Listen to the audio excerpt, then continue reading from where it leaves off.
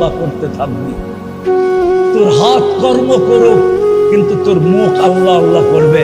তোর পাও চলতে থাকবে, কিন্তু জবান আল্লাহ আল্লাহ করতে থাকবে।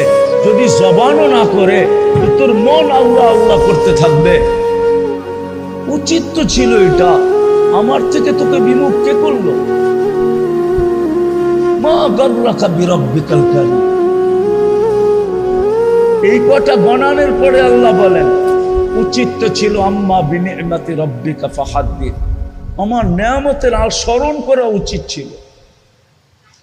উচিত তো ছিল না কুতিলাল ইনসানু মা আকফারা। অকৃতজ্ঞ হওয়া তো তোর জন্য শোভা ছিল না, শোভা পাইতো না তোর জন্য। তোর জন্য উচিত ছিল না যে তুই অকৃতজ্ঞ হবি। একটু আগেই তো আমি চিত্র দেখাইলাম,